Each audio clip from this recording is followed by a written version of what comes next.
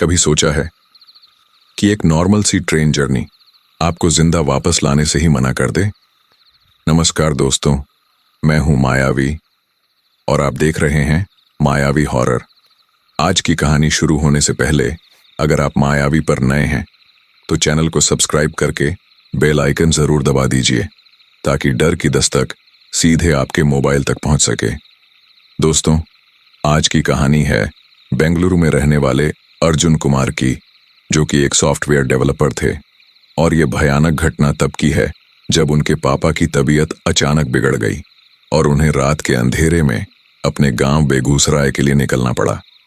वो निकले तो थे सिर्फ अपने पिता को बचाने, लेकिन इस बात से बिल्कुल अनजान कि उस रात कोई और चीज भी उनके सफर का इंतजार कर रही है। तो अब चलिए ये कहानी सुनते हैं अर्जुन कुमार की ही जुबानी।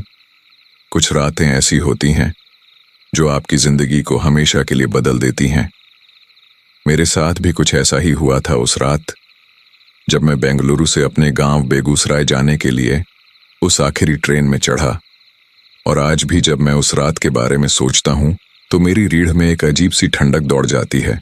वो सफर, वो अंधेरी रात और वो खैर, आइए मैं शुरू से बताता हूं। नमस्कार, मेरा नाम अर्जुन कुमार है। मैं बिहार के एक छोटे से गांव का रहने वाला हूं जो कि बेगूसराय के पास है। और पिछले 2 सालों से मैं बेंगलुरु में एक आईटी कंपनी में सॉफ्टवेयर डेवलपर के तौर पर काम कर रहा था। कोरमंगला इलाके में एक छोटे से पीजी में रहता था। एक सिंगल रूम जिसमें बस एक पलंग, एक छोटी सी अलमारी और एक स्टडी टेबल थी। मैं अपने माँ बाप का इकलौता बेटा था। पापा एक सरकारी स्कूल में टीचर थे और माँ एक हाउसवाइफ थी। बचपन से ही उन्होंने मुझे बहुत लाड प्यार से पाला था और मेरी हर ख्वाहिश को पूरा करने की कोशिश की थी। और जब मुझे बेंगलुरु में नौकरी मिली तो माँ की आंखों में खुशी के आंसू थे, लेकिन साथ ही दुख भी था कि उनका बेटा उनसे इतनी दूर चला जाएगा। बेंगलुरु से बेगूसराय की दूरी करीब 2000 किलोमीटर से भी ज्यादा है और ट्रेन से सफर करने में लगभग 36 से 40 घंटे लग जाते हैं। इसीलिए मैं साल में केवल 2-3 बार ही घर जा पाता था, दिवाली पर और कभी कभार गर्मियों में। बाकी समय वीडियो कॉल पर ही माँ पापा से बात हो जाती थी। उस दिन 15 नवंबर 2023 की शाम थी। बुधवार का दिन था और ऑफिस में काफी व्यस्तता रही थी क्योंकि एक बड़ा प्रोजेक्ट डेडलाइन पर था और पूरी टीम को देर तक काम करना पड़ा था। इसीलिए शाम के करीब 7 बजे मैं ऑफिस से निकला। बेंगलुरु की शाम हमेशा खूबसूरत होती है। हल्की ठंडी हवा, सड़कों पर लाइट्स और लोगों की भीड़। मैं रोज की तरह ऑटो पकड़कर अपने पीजी की तरफ निकल गया।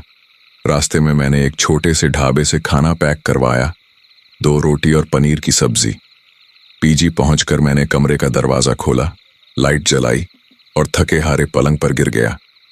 पंखा चालू किया और फोन निकालकर व्हाट्सएप खोला तो देखा कि माँ ने सुबह एक मैसेज किया था कि बेटा खाना समय से खा लेना और अपना ध्यान रखना। मैंने एक स्माइली भेजी और फोन को साइड में रख दिया। खाना खाया और खाकर फ्रेश होने के लिए बाथरूम गया। नहाने के बाद जब बाहर आया तो रात के करीब 9 बज चुके थे। मैंने सोचा कि थोड़ा नेटफ्लिक्स देखूंगा और फिर सो जाऊंगा क्योंकि सुबह फिर जल्दी उठना था। मैं अपने लैपटॉप पर एक वेब सीरीज लगाने ही वाला था कि अचानक मेरा फोन बजा। स्क्रीन पर मान लिख कर आ रहा था। मैंने सोचा शायद माँ ने यूं ही बात करने के लिए फोन किया होगा। मैंने फोन उठाया और बोला, हेलो माँ। लेकिन दूसरी तरफ से माँ की आवाज नहीं आई और कुछ सेकंड की खामोशी के बाद मुझे रोने की आवाज सुनाई दी। मैंने पूछा कि माँ क्या हुआ, तुम रो क्यों रही हो? मेरा दिल जोर जोर से धड़कने लगा।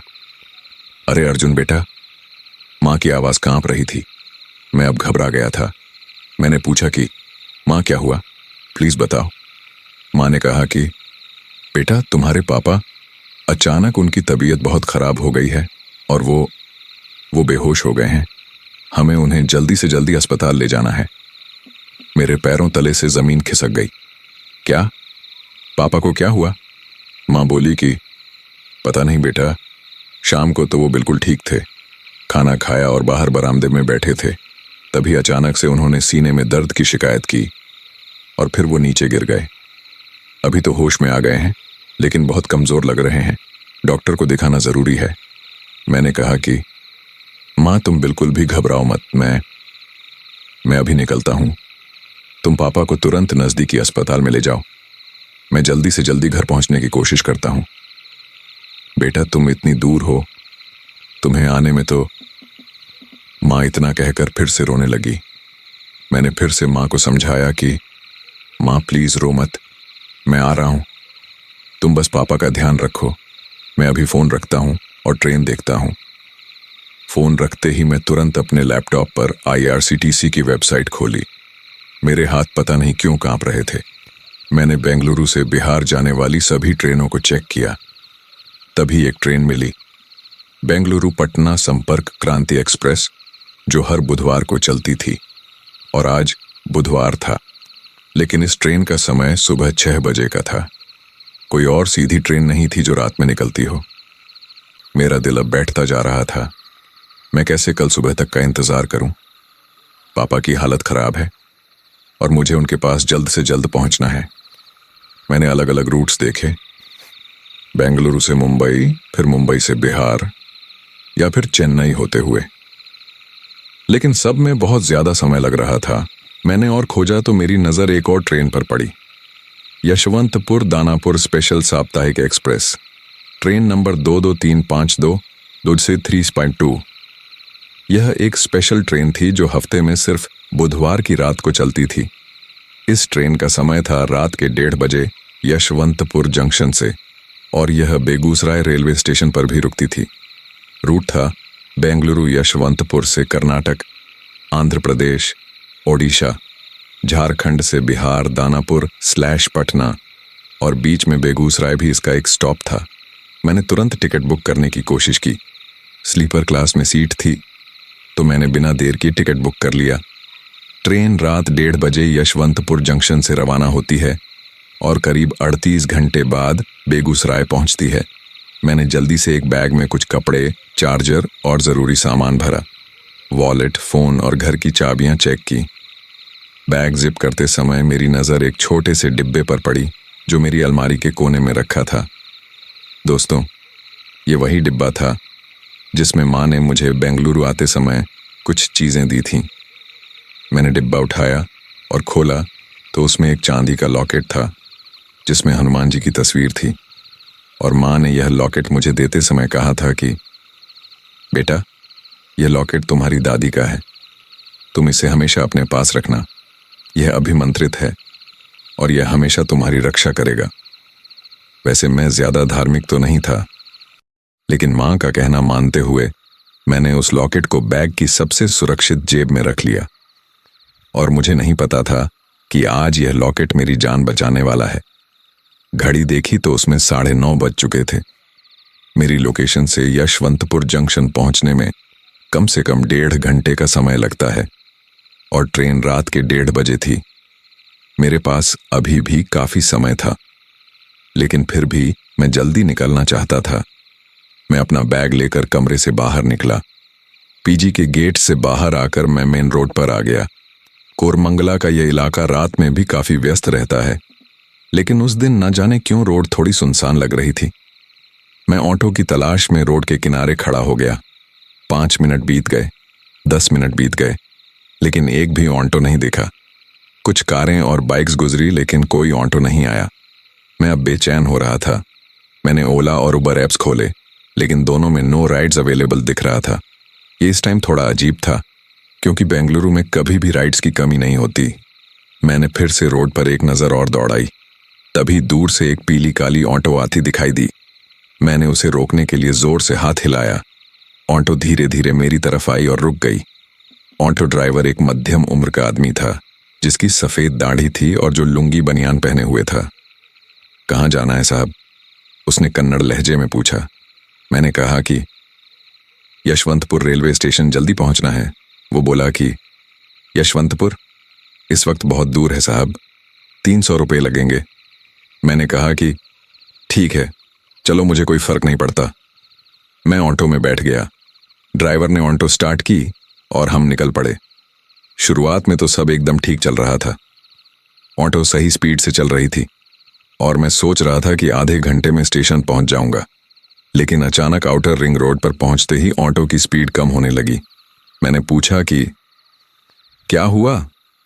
वो बोला कि पता नहीं साहब, कुछ प्रॉब्लम लग रही है। उसने ऑटो को वहीं रोड के किनारे लगा दिया। वह उतरा और इंजन को चेक करने लगा। मैं बेचैनी से बैठा था क्योंकि घड़ी में 10:15 हो चुके थे। मैंने फिर से पूछा कि क्या हुआ भाई? वो बोला कि साहब, कुछ टेक्निकल प्रॉब्लम है, मैं देखता हूँ।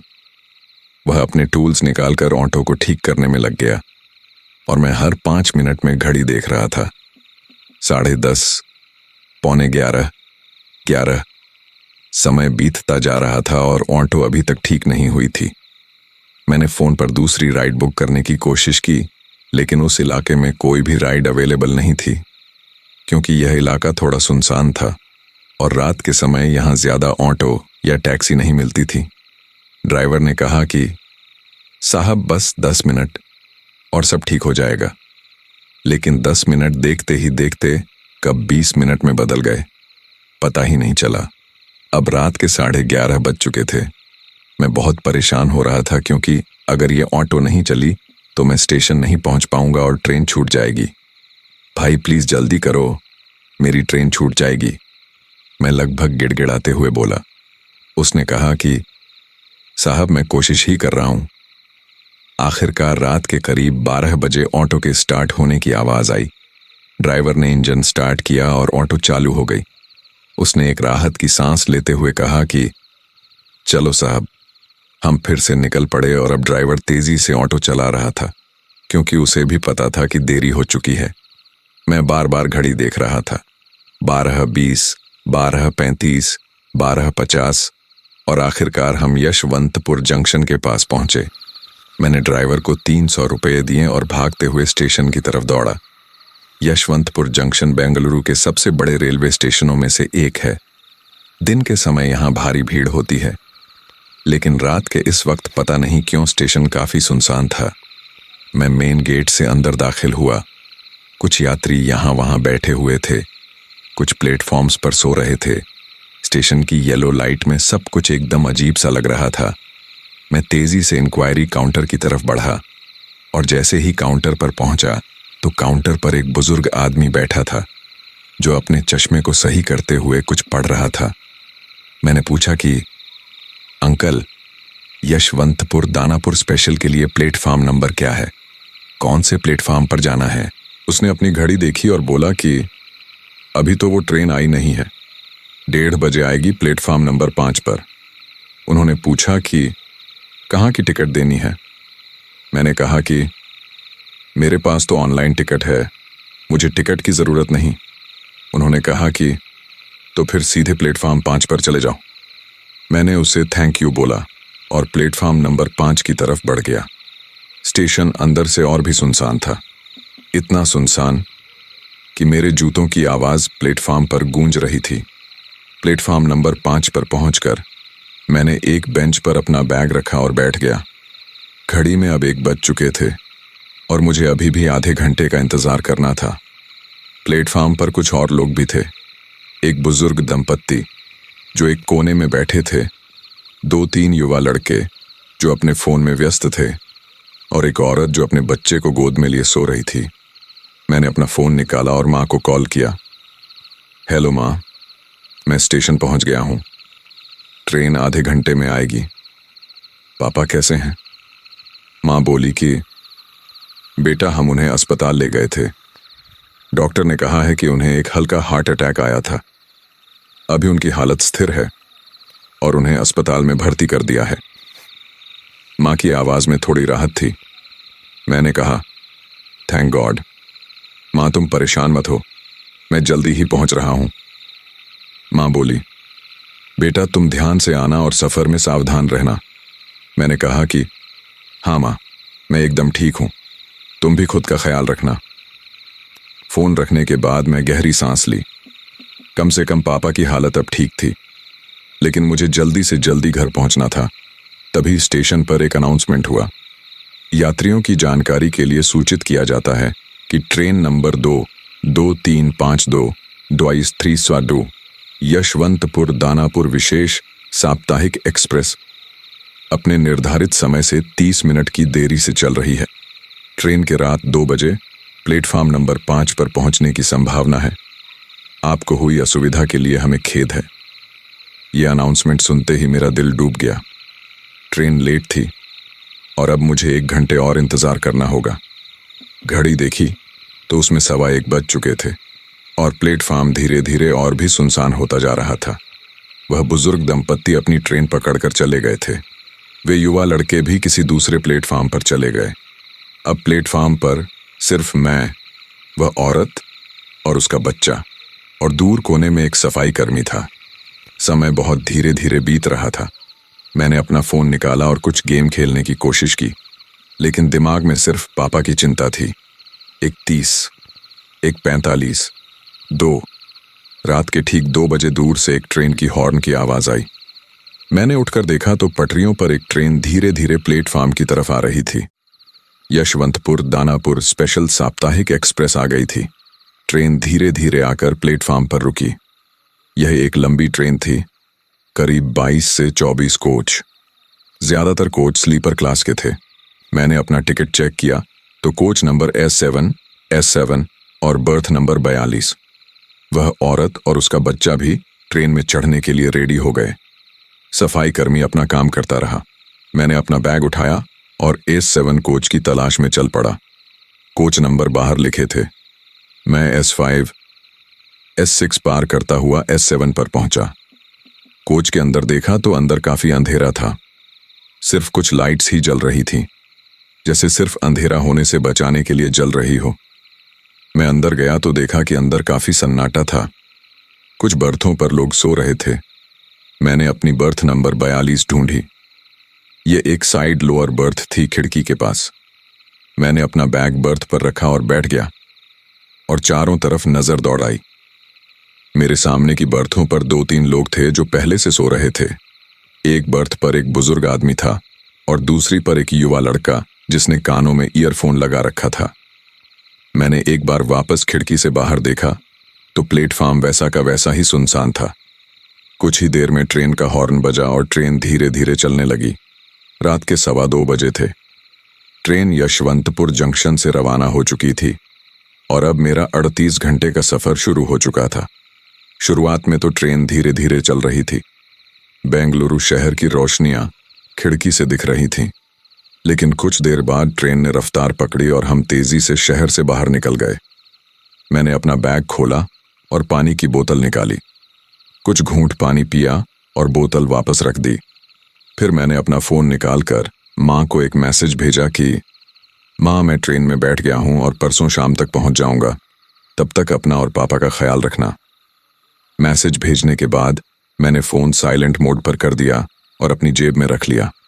मैं थका हुआ था क्योंकि सुबह से ऑफिस में ढेर सारा काम, फिर वो परेशानी भरा सफर और अब यह लंबी ट्रेन जर्नी। इसीलिए मैंने सोचा कि थोड़ा आराम कर लूं, लेकिन ना जाने क्यों मुझे नींद ही नहीं आ रही थी। शायद पापा की चिंता थी या फिर इस अनजाने सफर का डर। ट्रेन अब तेजी से चल रही थी। खिड़की से बाहर देखने पर केवल अंधेरा ही नजर आ रहा था। बस कभी कभार कोई गांव या छोटा स्टेशन दिख जाता था। करीब आधे घंटे बाद ट्रेन एक छोटे से स्टेशन पर रुकी। मैंने खिड़की से बाहर देखा तो स्टेशन का नाम कृष्णराजपुरम स्टेशन था। कुछ लोग उतरे, कुछ चढ़े। मेरे कोच में एक परिवार चढ़ा। एक आदमी, उसकी पत्नी और उनका बेटा जो करीब 10 से 12 साल का था। वे मेरे से कुछ बर्थ आगे बैठे।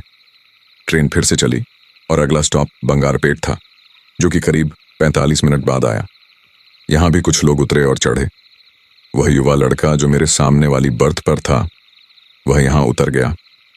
रात के करीब 3:30 बज रहे थे और ट्रेन अब कर्नाटक और आंध्र प्रदेश की सीमा की तरफ जा रही थी। मेरे कोच में अब करीब 8 से 10 लोग ही बचे थे।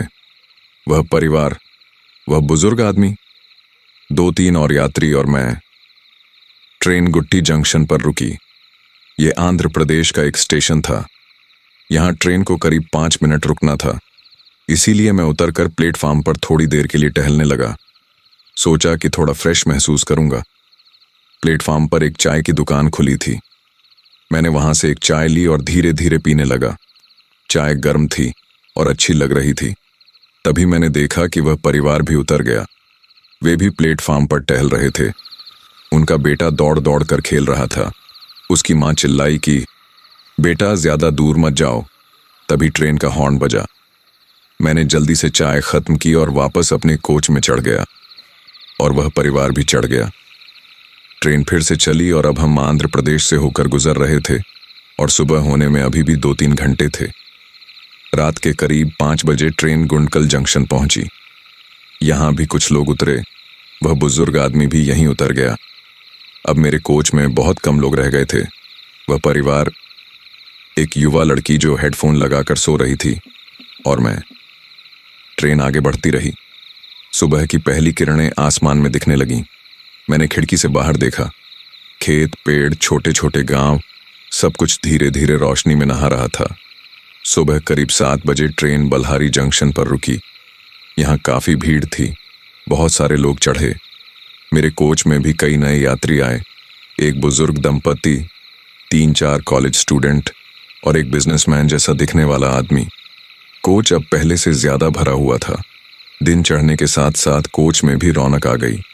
लोग बातचीत करने लगे, बच्चे खेलने लगे। वह परिवार नाश्ता कर रहा था, पराठे और अचार। महक से मेरा पेट भी भूख से भर गया।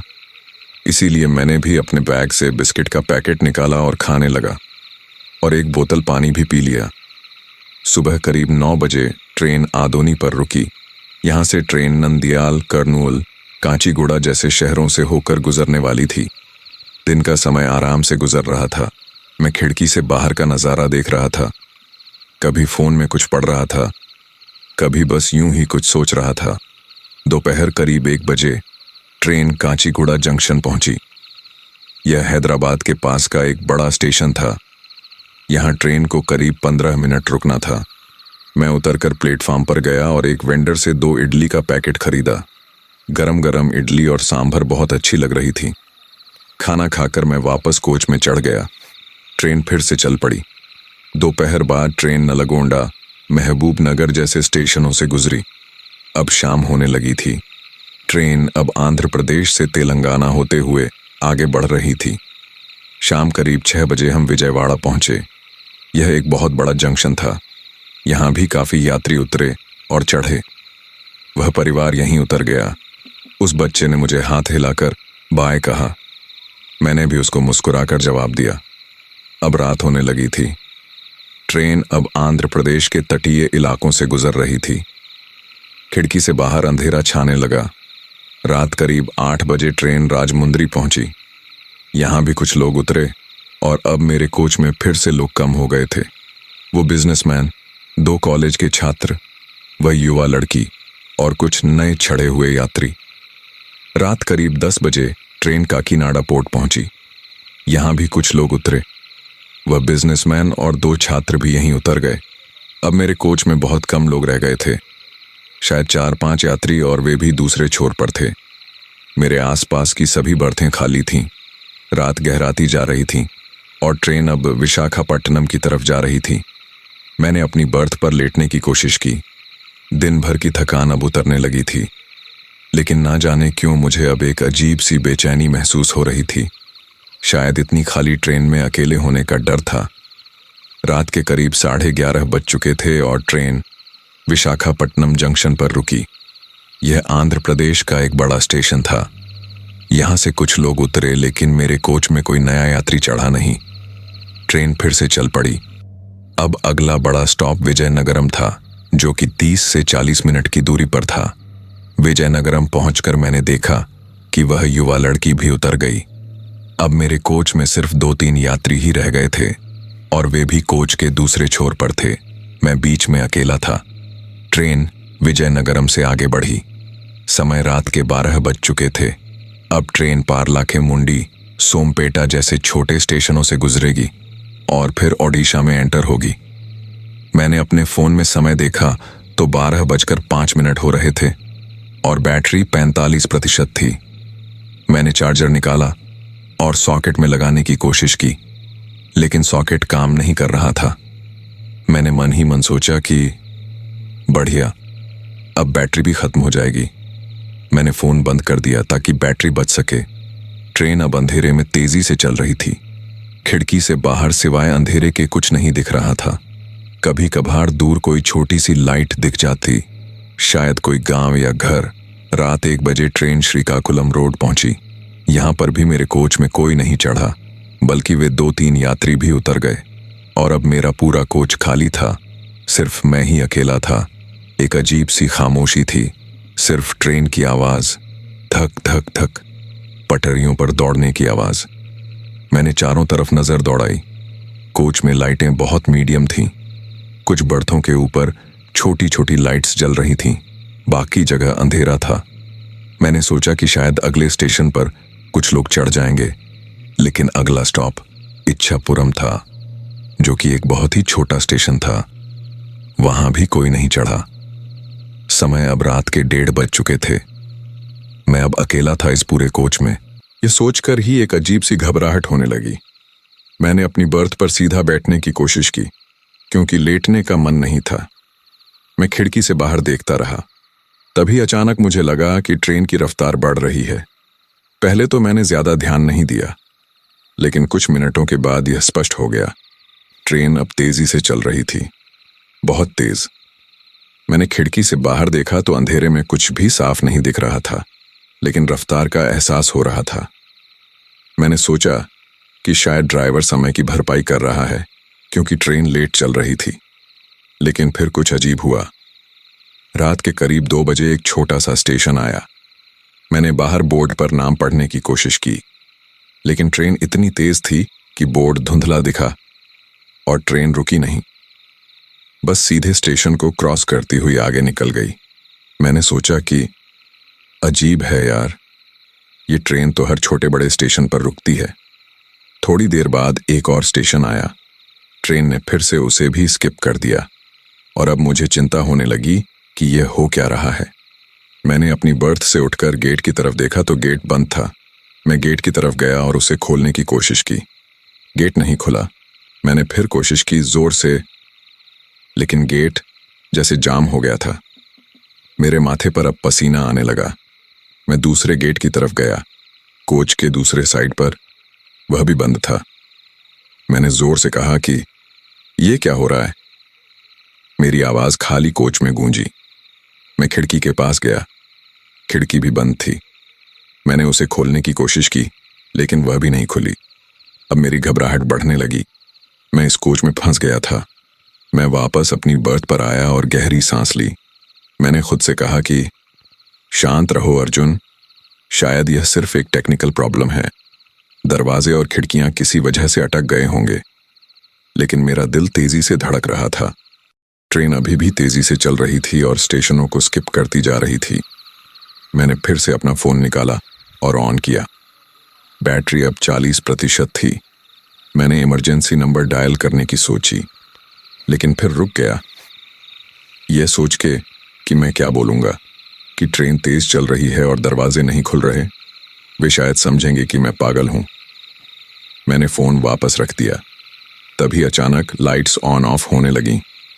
पहले एक बार टिमटिमाई, फिर दूसरी बार, फिर तीसरी बार, और फिर पूरा कोच अंधेरे में डूब गया। पूरी लाइट्स बंद हो गई। नहीं, नहीं, नहीं, मैं घबरा कर बोला। मैंने अपने फोन की टॉर्च ऑन की तो उसकी रोशनी में कोच का अंदरूनी हिस्सा दिखा। खाली बर्थें, सन्नाटा, अंधेरा। मेरे हाथ अब कांपने लगे।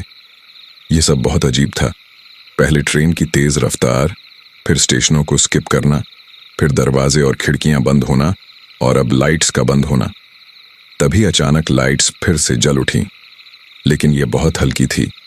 एक अजीब सी लाल रोशनी। पूरे कोच में लाल रंग की मध्यम रोशनी फैल गई।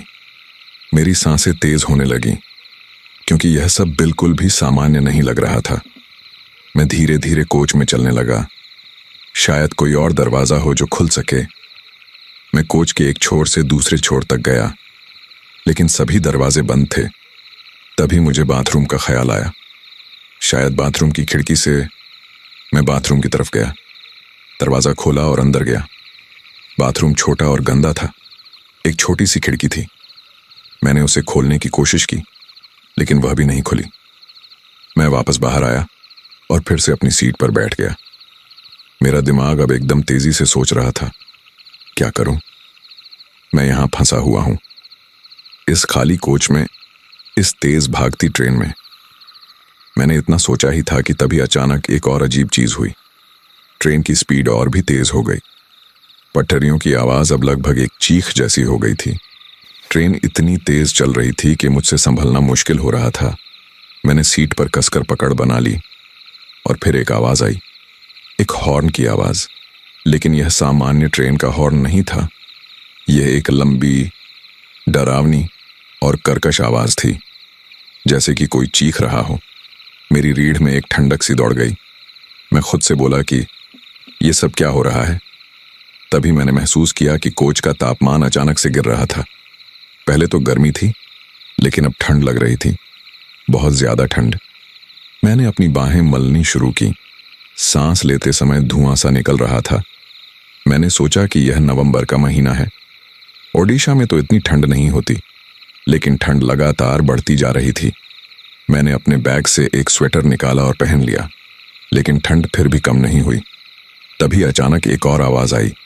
ये आवाज कोच के अंदर से आई थी, एक खुरचने की आवाज, जिसे कोई अपने नाखूनों से धातु की सतह पर खुरच रहा हो। खर खर खर। मैंने चारों तरफ देखा, फोन की टॉर्च को हर दिशा में घुमाया, लेकिन कोई नहीं था। कोच एकदम खाली था, फिर भी आवाज आ रही थी, खर खर खर।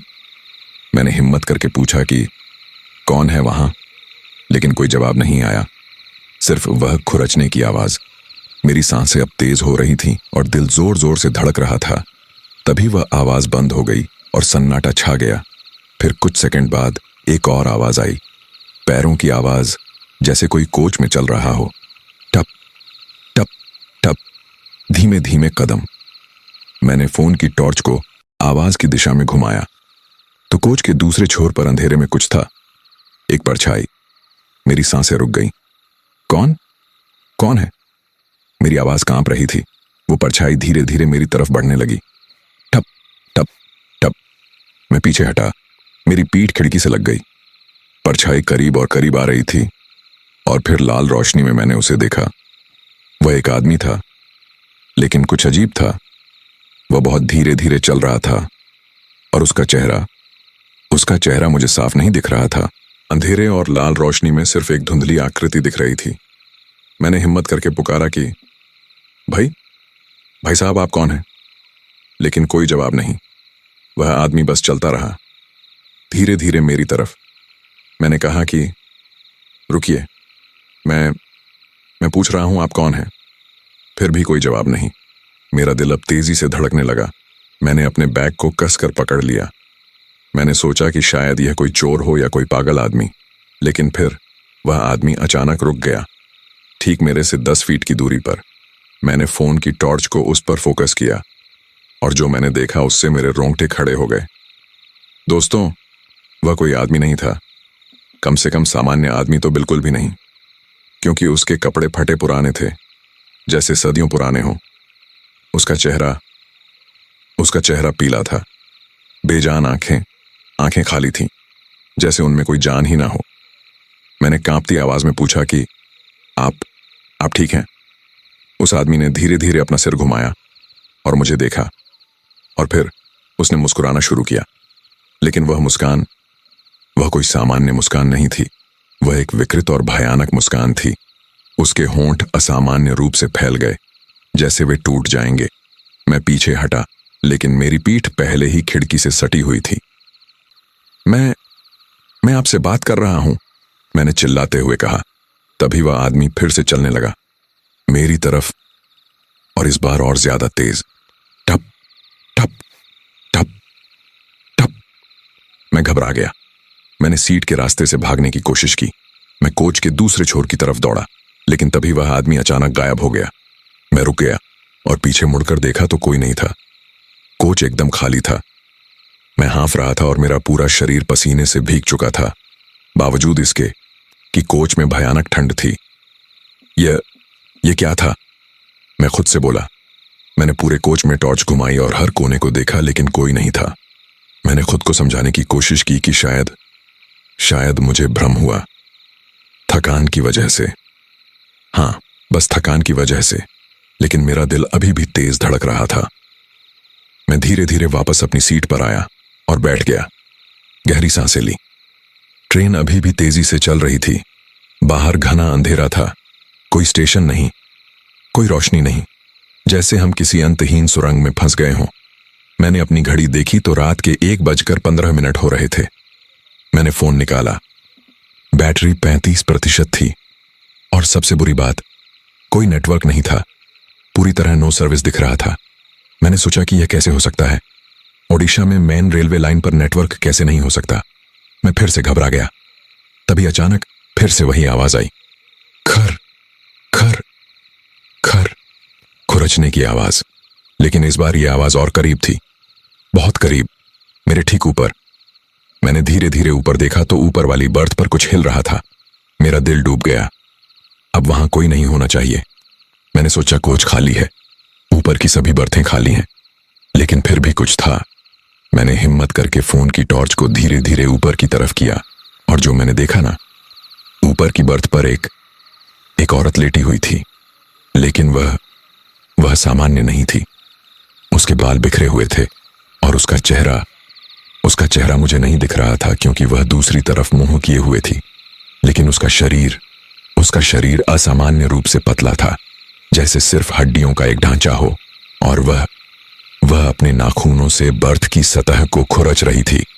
खर्रब खर्रब खर्रब। मैं जम गया, हिल नहीं सका, बोल नहीं सका। तभी वह औरत धीरे धीरे मुड़ी और अपना चेहरा मेरी तरफ घुमाया, और मैंने उसका चेहरा देखा। मैं चीख नहीं सका। मेरा गला जैसे बंद सा हो गया। उसकी आंखें सफेद थीं, पूरी तरह सफेद, कोई पुतली नहीं। और उसका मुंह खुला हुआ था, असामान्य रूप से चौड़ा, जैसे जबड़ा टूट गया हो। वह मुझे घूर रही थी। मैं झटके से पीछे हटा और बर्थ से नीचे गिर पड़ा। धड़ाम, मैं गिर गया और फोन हाथ से छूटकर दूर जा गिरा। अंधेरा हो गया, सिर्फ वह मध्यम लाल रोशनी थी। मैंने तुरंत फोन की तरफ हाथ बढ़ाया और उसे उठाया और टॉर्च को फिर से ऑन किया और ऊपर देखा। बर्थ खाली थी, कोई औरत नहीं थी। मैं हांफते हुए खड़ा हुआ। अब पूरा शरीर कांप रहा था। मैं बार बार खुद से कहता रहा कि यह सच नहीं हो सकता, यह सच नहीं हो सकता। लेकिन यह सब बहुत वास्तविक लग रहा था। मैं कोच के बीचों बीच खड़ा रह गया और चारों तरफ देख रहा था। हर छाया, हर आवाज से डर लग रहा था। ट्रेन अभी भी उसी स्पीड से भाग रही थी, शायद और भी तेज। मैंने खिड़की से बाहर देखने की कोशिश की, लेकिन बाहर सिर्फ अंधेरा था, घना काला अंधेरा। तभी मुझे एक बात याद आई। मैंने अपना बैग खोला और उसमें ढूंढने लगा। मां का लॉकेट। मैंने सोचा, मां ने कहा था कि यह मेरी रक्षा करेगा। मैंने बैग की हर जेब को खंगाला और आखिरकार मुझे वह छोटा डिब्बा मिल गया जिसमें लॉकेट था। मैंने डिब्बा खोला तो लॉकेट चमक रहा था, चांदी का, जिस पर हनुमान जी की तस्वीर उकेरी हुई थी।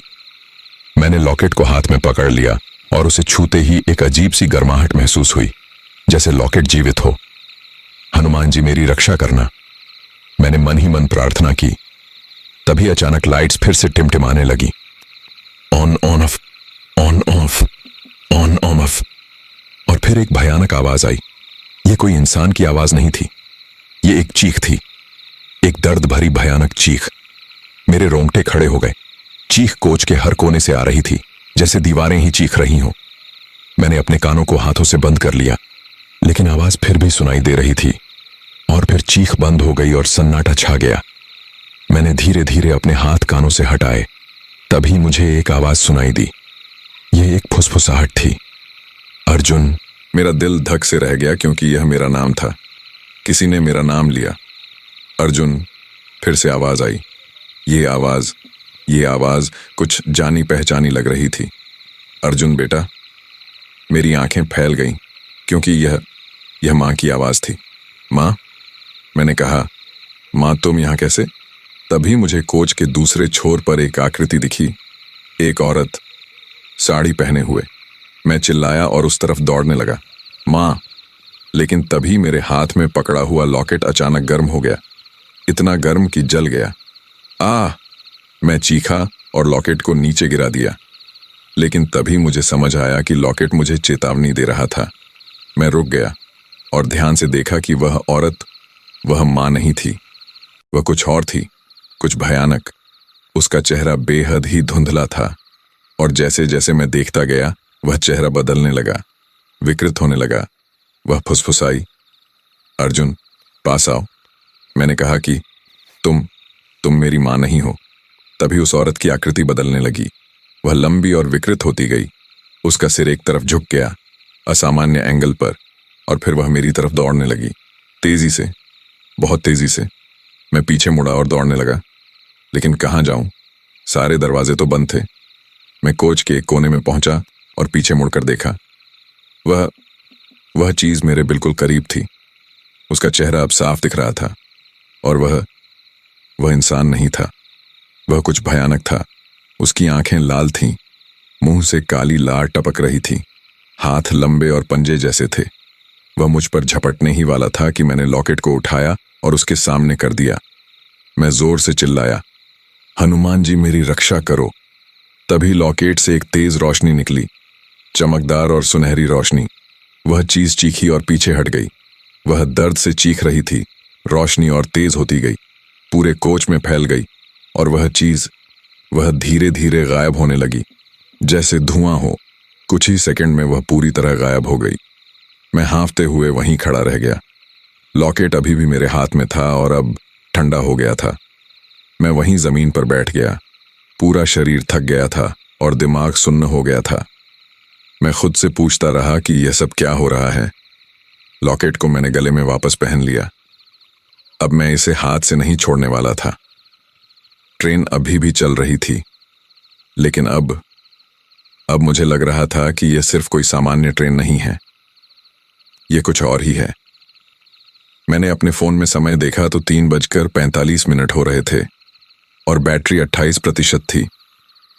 सुबह होने में अभी 2-3 घंटे और हैं। मैंने सोचा बस इतना समय और फिर सब ठीक हो जाएगा।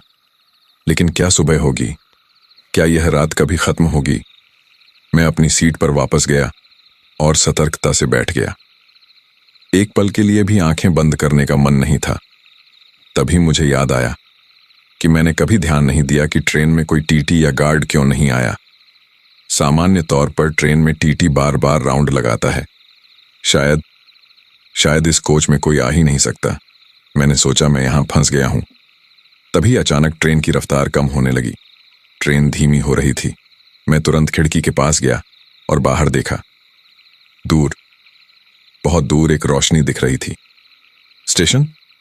मैंने सोचा यह किसी स्टेशन पर रुक रही है। मेरे मन में उम्मीद जगी, शायद अब मैं इस कोच से बाहर निकल सकूं। ट्रेन और धीमी होती गई और वो रोशनी करीब आती गई और फिर ट्रेन एक स्टेशन पर रुकी। मैंने तुरंत दरवाजे की तरफ देखा, लेकिन वह अभी भी बंद था। मैं दरवाजे के पास गया और जोर से धक्का दिया, लेकिन वह नहीं खुला। नहीं, नहीं, खुलो! मैं चिल्लाया और दरवाजे को पीटने लगा। तभी बाहर प्लेटफार्म पर मुझे कुछ लोग दिखे। मैं खिड़की पर दस्तक देने लगा। अरे कोई है? मदद करो, मैं अंदर फंस गया हूं, मैं चिल्लाया। लेकिन वे लोग मुझे सुन नहीं रहे थे, जैसे वे मुझे देख ही नहीं सकते। एक आदमी प्लेटफार्म पर चाय पी रहा था। मैंने उसे पुकारा, भाई साहब, यहां देखो, मदद करो। लेकिन उसने मेरी तरफ देखा तक नहीं। तभी मुझे एहसास हुआ, वे मुझे देख नहीं सकते, क्योंकि ये कोच, ये किसी और आयाम में है। मेरे पैरों तले जमीन खिसक गई। मैंने फुसफुसाते हुए कहा कि मैं किसी और दुनिया में फंस गया हूं। तभी ट्रेन फिर से चलने लगी। मैं चिल्लाया, नहीं रुको, मुझे उतरना है। लेकिन ट्रेन चलती रही और स्टेशन पीछे छूट गया। फिर से अंधेरा। मैं निराश होकर वहीं नीचे बैठ गया और मेरी आंखों से आंसू आने लगे। मैंने खुद से कहा कि माँ, पापा, मैं फंस गया हूं, मुझे नहीं पता कैसे निकलूंगा। तभी फिर से वही आवाज आई, कर, घर, कर, घर, कर, घर। खुरचने की आवाज, फुसफुसाहट, चीखें। और फिर मैंने देखा कि कोच में हर तरफ परछाइयां उभरने लगीं। 10, 20, 30, गिनती करना मुश्किल था और सबके सब मेरी तरफ ही आ रहे थे। मैं तुरंत खड़ा हो गया और लॉकेट को कसकर पकड़ लिया। वे परछाइयां, वे सब मेरी तरफ ही बढ़ रहे थे, धीरे धीरे लेकिन लगातार, और उनके चेहरे विकृत, भयानक। कोई की आंखें नहीं थीं, किसी का मुंह असामान्य रूप से बड़ा था, कोई की गर्दन मुड़ी हुई थी। पीछे हटो, मैंने चिल्लाते हुए लॉकेट को उनके सामने किया। लॉकेट से फिर से वह सुनहरी रोशनी निकली। वे परछाइयां चीखीं और थोड़ा पीछे हटीं, लेकिन इस बार गायब नहीं हुई। वो मेरे चारों तरफ घेरा बना रहे थे। तुम लोग क्या चाहते हो? मैंने पूछा। मुझसे क्या चाहिए तुम लोगों को? तभी उनमें से एक बूढ़ा आदमी आगे आया। उसका चेहरा झुर्रियों से भरा था और आंखें धंसी हुई, कपड़े फटे पुराने। उसने अपना मुंह खोला और बोला, लेकिन उसकी आवाज वह सामान्य नहीं थी। वह कर्कश थी, टूटी फूटी, जैसे कई आवाजें एक साथ बोल रही हों। तुम हमारे हिस्से हो? मैंने पूछा। क्या मतलब? वो बोला, यह हमारी ट्रेन है। जो इस ट्रेन में चढ़ता है वह हमारा हो जाता है। मेरी सांसें तेज हो गईं। मैंने कहा कि मैं गलती से चढ़ गया, मुझे नहीं पता था। उसने कहा कि तो क्या हुआ, कोई फर्क नहीं पड़ता, तुम अब यहां हो हमेशा के लिए। मैंने हाथ जोड़ते हुए कहा कि नहीं, मुझे जाना है, मुझे अपने परिवार के पास जाना है। वह बूढ़ा आदमी या जो भी वह था, उसने अपना सिर एक तरफ झुकाया और बोला कि परिवार, हम सबका परिवार था, लेकिन अब हम यहाँ हैं, इस अंधेरे में, इस ट्रेन में, हमेशा के लिए। तभी बाकी परछाइयां भी बोलने लगीं, हमेशा के लिए यहाँ रहो, हमारे साथ, हमेशा, हमेशा, हमेशा। उनकी आवाज़ें मेरे कानों में गूंजने लगीं। मैंने अपने कानों को हाथों से बंद कर लिया और बोला कि नहीं, मैं यहाँ नहीं रहूँगा, मुझे जाना है। लॉकेट फिर से गर्म हो गया और उससे रोशनी निकली, लेकिन इस बार वे परछाइयाँ ज़्यादा पीछे नहीं हटीं। जैसे वे लॉकेट की शक्ति के आदी हो रहे थे। वो सब एक साथ बोले कि तुम्हारा लॉकेट यहाँ काम नहीं करेगा, धीरे धीरे उसकी शक्ति खत्म हो जाएगी और फिर तुम हमारे हो जाओगे। मैं चिल्लाया, नहीं। तभी मुझे एक विचार आया कि यह ट्रेन, ये कोई सामान्य ट्रेन नहीं थी। यह शायद किसी पुरानी दुर्घटना से जुड़ी थी। मैंने पूछा कि तुम लोग कौन हो? तुम्हारे साथ क्या हुआ था? वह बूढ़ा आदमी फिर से बोला, हम यात्री थे इस ट्रेन के। सालों पहले यह ट्रेन एक दुर्घटना में पटरी से उतर गई थी और हम सब मर गए थे, लेकिन हमारी आत्माएं यहाँ फंस गई इस ट्रेन में। और अब यह ट्रेन हर हफ्ते इसी रात को इसी रास्ते पर चलती है, और जो भी इसमें चढ़ता है वह, इतना कहकर रुक गया। मैंने पूछा कि वह क्या? वो बोला कि वह कभी नहीं उतर पाता। मेरा दिल बैठ गया। मैंने कहा कि लेकिन मैंने तो IRCTC पर टिकट बुक किया था, ये एक असली ट्रेन थी। ये ट्रेन असली भी है और नकली भी, ये दोनों दुनियाओं के बीच चलती है, और जो इस खास रात को इस खास कोच में चढ़ता है वह हमारी दुनिया में आ जाता है। मैंने हताशा से पूछा कि तो मैं कैसे बाहर निकलूं? वो बूढ़ा आदमी चुप रह गया और बाकी परछाइयां भी सन्नाटे में खड़ी रहीं। तभी उनमें से एक औरत आगे आई। वो थोड़ी जवान लग रही थी, साड़ी पहने हुए। उसका चेहरा कम विकृत था बाकियों के मुकाबले। उसने धीमी आवाज में कहा कि एक रास्ता है। मैंने तुरंत पूछा कि क्या रास्ता है? वो बोली कि सुबह, अगर तुम सुबह तक जिंदा रह गए, सुबह की पहली किरण के साथ यह ट्रेन वापस असली दुनिया में लौट जाती है, तब तुम उतर सकते हो। मुझे उसकी यह बात सुनकर उम्मीद की एक किरण दिखी। मैंने उससे कहा कि तो बस मुझे सुबह तक बचे रहना है? वो बोली कि हाँ, लेकिन वह रुकी। मैंने पूछा कि लेकिन क्या? लेकिन वह, उसने पीछे की तरफ इशारा किया। मैंने पीछे देखा तो कोच के सबसे दूर के छोर पर अंधेरे में कुछ था, कुछ बहुत बड़ा, कुछ भयानक, एक विशाल परछाई जो धीरे धीरे मेरी तरफ बढ़ रही थी। मैंने कांपती आवाज में पूछा कि वह क्या है? वो बोली कि वह वह इस ट्रेन का ड्राइवर है जो इस दुर्घटना के लिए जिम्मेदार था। वह अब एक राक्षस बन गया है और वह नहीं चाहता कि कोई यहां से जिंदा जाए। मेरे रोंगटे खड़े हो गए। वह विशाल परछाई करीब आती जा रही थी। अब मुझे उसकी आकृति साफ दिख रही थी। वह लगभग 8-9 फीट लंबा था और उसका शरीर विकृत था, टेढ़ा मेढ़ा। सिर बहुत बड़ा था और उससे काले धुएं की तरह कुछ निकल रहा था। उसकी आंखें लाल चमक रही थीं जैसे जलती हुई आग। तुम बच नहीं सकते। उसकी आवाज गड़गड़ाहट जैसी थी। मैंने लॉकेट को कसकर पकड़ा। हनुमान जी मेरी रक्षा करो, मैं प्रार्थना करने लगा। लॉकेट से फिर से रोशनी निकली, लेकिन इस बार वह राक्षस रुका नहीं। वह आगे बढ़ता रहा। छोटी परछाइयां बिखर गईं। वे सब डर से दूर हट गए। अब सिर्फ मैं और वह राक्षस थे और वह मेरे बिल्कुल करीब आ गया। उसने अपना विशाल हाथ उठाया। उसके पंजे तीखे और काले थे। वो बोला कि अब तुम मेरे हो और मुझ पर झपट्टा। मैंने आंखें बंद कर लीं और लॉकेट को सीने से लगा लिया। हनुमान जी बचाओ। तभी अचानक लॉकेट से एक बहुत तेज रोशनी निकली, इतनी तेज कि पूरा कोच जगमगा उठा। वह राक्षस चीखा दर्द से। रोशनी और तेज होती गई। मैंने आंखें खोली तो देखा कि लॉकेट अब सुनहरे रंग में चमक रहा था और उससे एक आकृति निकल रही थी। हनुमान जी की आकृति, विशाल, शक्तिशाली। तुम इस निर्दोष पर हमला नहीं कर सकते। हनुमान जी की गर्जना सुनाई दी। वह राक्षस पीछे हटा और बोला कि यह मेरा इलाका है। हनुमान जी ने अपनी गदा उठाई और यह बोलते हुए उस पर वार किया कि यह किसी का इलाका नहीं है। तुमने इन मासूम आत्माओं को यहां बंदी बना रखा है। अब बस। एक भयंकर आवाज के साथ गदा उस राक्षस पर गिरी। राक्षस चीखा और धीरे धीरे विलीन होने लगा। नहीं नहीं, ये मेरा। और फिर वह पूरी तरह गायब हो गया। हनुमान जी ने उन छोटी परछाइयों की तरफ देखा और बोले कि तुम लोग अब मुक्त हो, जाओ अपनी अगली यात्रा पर।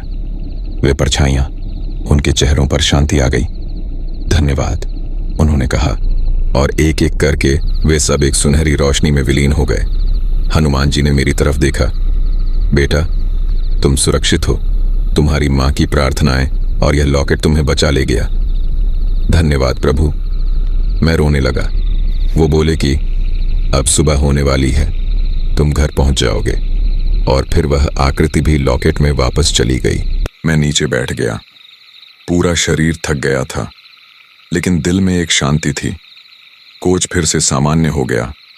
लाइट्स ठीक से जल रही थीं। वह डरावना अंधेरा भी गायब हो गया था। मैंने खिड़की से बाहर देखा तो आसमान में दूर एक हल्की लालिमा दिख रही थी। सुबह होने वाली थी। मैंने अपनी घड़ी देखी तो 5:30 बज रहे थे और फोन में बैटरी अब सिर्फ 15% ही थी, लेकिन नेटवर्क वापस आ गया था। मैंने तुरंत माँ को कॉल किया और बोला, हेलो माँ। अर्जुन बेटा, तुम ठीक हो? माँ की आवाज़ चिंतित थी। मैंने कहा कि हाँ माँ, मैं ठीक हूँ, बस एक लंबी रात थी। माँ बोली कि पता है बेटा, मुझे रात को बहुत अजीब महसूस हो रहा था और मुझे लगातार तुम्हारी चिंता हो रही थी। इसीलिए मैं रात भर हनुमान चालीसा पढ़ती रही। मेरी आंखों में आंसू आ गए। माँ, आपकी प्रार्थनाओं ने ही मुझे बचाया। और वह लॉकेट, माँ ने पूछा कि क्या हुआ बेटा, सब ठीक तो है? मैंने कहा कि हाँ माँ, सब ठीक है। मैं आपको सब बताऊंगा जब घर पहुंचूंगा। अभी पापा कैसे हैं? माँ ने कहा कि वे अभी बेहतर हैं बेटा। डॉक्टर ने कहा है कि 2-3 दिन में वे घर आ सकते हैं। मैंने कहा थैंक गॉड। माँ, मैं बस कुछ घंटों में पहुंच रहा हूं। माँ बोली ठीक है बेटा, ध्यान से आना। फोन रखने के बाद मैंने खिड़की से बाहर देखा तो सूरज निकल रहा था और सुनहरी किरणें आसमान में फैल रही थीं और ट्रेन अब सामान्य रफ्तार से चल रही थी। कुछ देर बाद ट्रेन एक स्टेशन पर रुकी, बालू गांव। मैंने दरवाजे की तरफ देखा। दरवाजा खुल गया। मैं तुरंत उठा और बाहर झांका। प्लेटफार्म पर लोग थे, एकदम असली लोग, जिंदा लोग। मैं वापस असली दुनिया में आ गया था। मैंने अपना बैग उठाया और दरवाजे के पास खड़ा हो गया। लेकिन उतरा नहीं क्योंकि अभी बेगूसराय पहुंचना था। कुछ यात्री मेरे कोच में चढ़े, एक परिवार, कुछ बिजनेसमैन, कुछ छात्र, सब सामान्य लोग। मैंने राहत की सांस ली। ट्रेन फिर से चली। अब सब सामान्य था। दिन का उजाला था। लोग बातचीत कर रहे थे, बच्चे खेल रहे थे, विक्रेता चाय नाश्ता बेच रहे थे, जैसे उस भयानक रात का कोई नामो निशान ही नहीं था। लेकिन मैं जानता था कि वह सब सच था। मेरे गले में लटका लॉकेट इसका प्रमाण था। दिन बीतता गया। ट्रेन ओडिशा से झारखंड में एंटर हुई।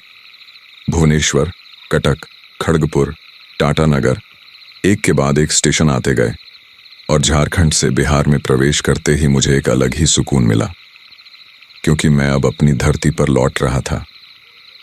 शाम के करीब 5 बजे ट्रेन धनबाद पहुंची। यहां से बेगूसराय सिर्फ 3-4 घंटे की दूर था।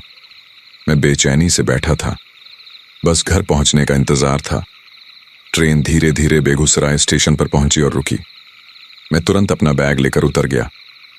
प्लेटफार्म पर पैर रखते ही मुझे ऐसा लगा जैसे मैं सदियों बाद जमीन पर उतरा हूं। मैंने गहरी सांस ली। घर की हवा, अपने शहर की महक। मैं स्टेशन से बाहर निकला और एक ऑटो पकड़ी।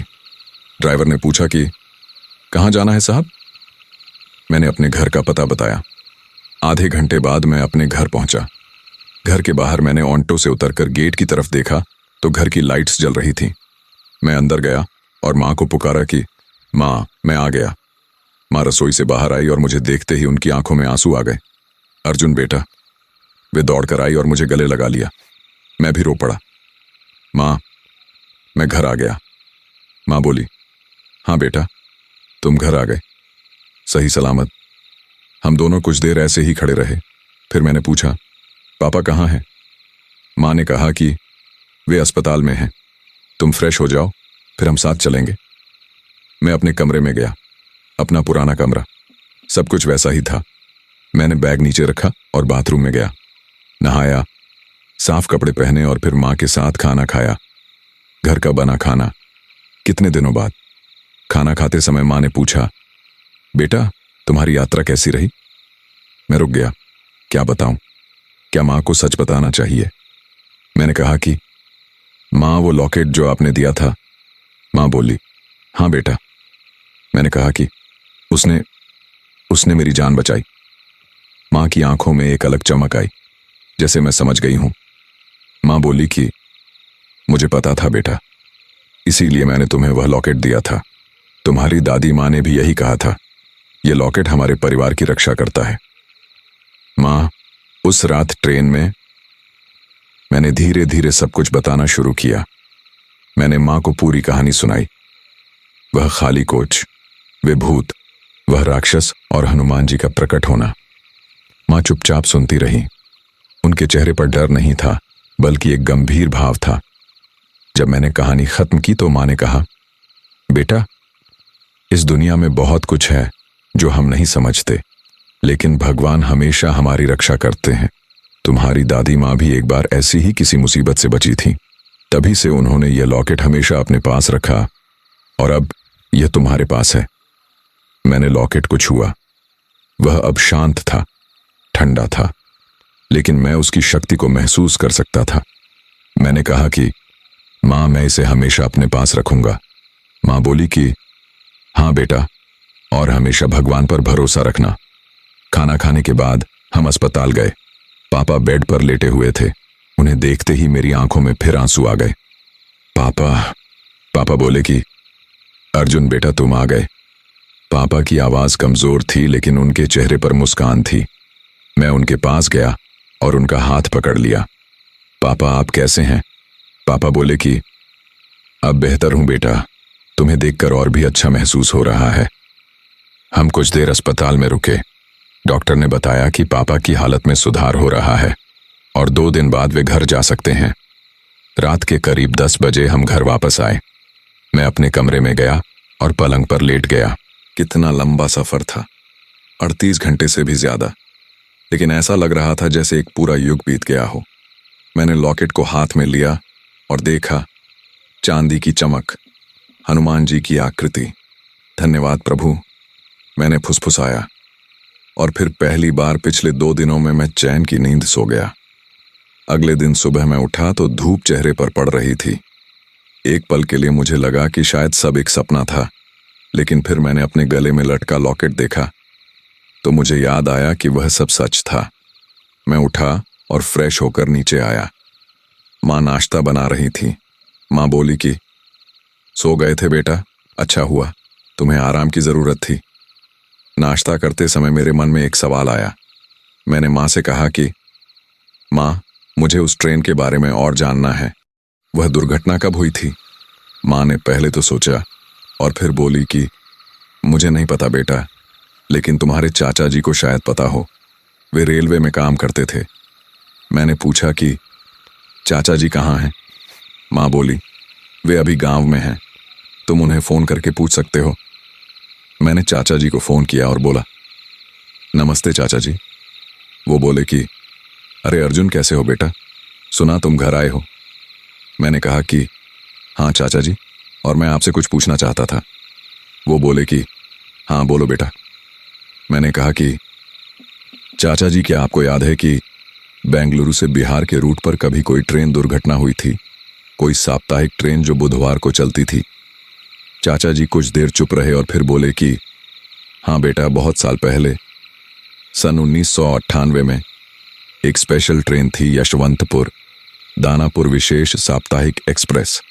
वे हफ्ते में केवल एक बार चलती थीं, बुधवार को।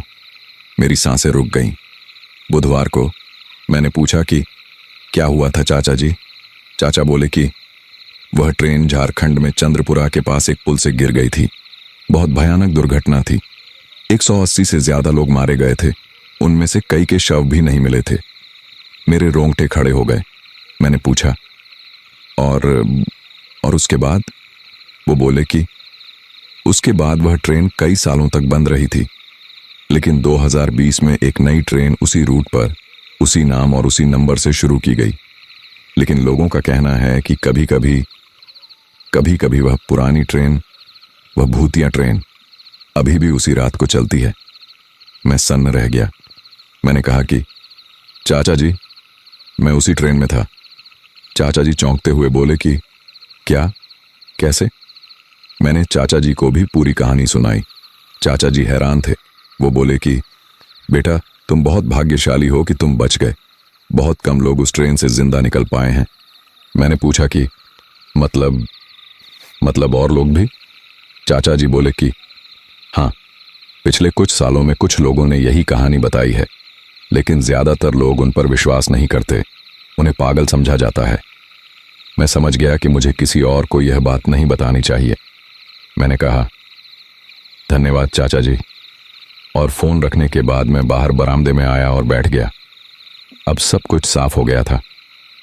वह ट्रेन, वह 1998 की दुर्घटनाग्रस्त ट्रेन थी, जो अभी भी उसी रात को उसी रूट पर चलती है, और मैं उसमें फंस गया था। लेकिन माँ की प्रार्थनाओं और उस लॉकेट ने मुझे बचा लिया। अगले 2 दिन बीत गए। पापा को अस्पताल से छुट्टी मिल गई और वे घर आ गए। डॉक्टरों ने कहा कि यह सिर्फ एक माइल्ड हार्ट अटैक था, और अगर पापा दवाई लेते रहें और खान पान का ध्यान रखें तो वे जल्दी ठीक हो जाएंगे। मैं 1 हफ्ते तक घर पर रुका, पापा की देखभाल की और माँ के साथ समय बिताया। और हर रात सोने से पहले मैं उस लॉकेट को देखता और हनुमान जी को धन्यवाद देता। 1 हफ्ते बाद मुझे बेंगलुरु वापस जाना था। ऑफिस से ज्यादा दिन की छुट्टी नहीं मिल सकती थी। जाने से पहले की रात माँ ने मुझे बुलाया और बोली कि बेटा, एक बात कहूँ? मैंने कहा कि हाँ माँ, बोलिए। माँ ने कहा कि तुम बेंगलुरु वापस जा रहे हो, लेकिन इस बार ट्रेन से मत जाना, फ्लाइट से जाओ। मैं मुस्कुराया और बोला कि हाँ माँ, मैं भी यही सोच रहा था। माँ ने फिर से कहा कि और ये लॉकेट हमेशा पहने रहना। मैंने कहा कि हाँ माँ, हमेशा। अगले दिन मैं फ्लाइट से बेंगलुरु वापस गया। आज 3 साल बीत चुके हैं उस रात को, और मैं अभी बेंगलुरु में ही हूँ, लेकिन एक अच्छी कंपनी में काम कर रहा हूँ। पापा पूरी तरह ठीक हो चुके हैं। साल में 3-4 बार मैं फ्लाइट से घर जाता हूँ। वह लॉकेट अभी मेरे गले में है और मैं इसे कभी नहीं उतारता। और हर रात सोने से पहले मैं हनुमान चालीसा पढ़ता हूँ।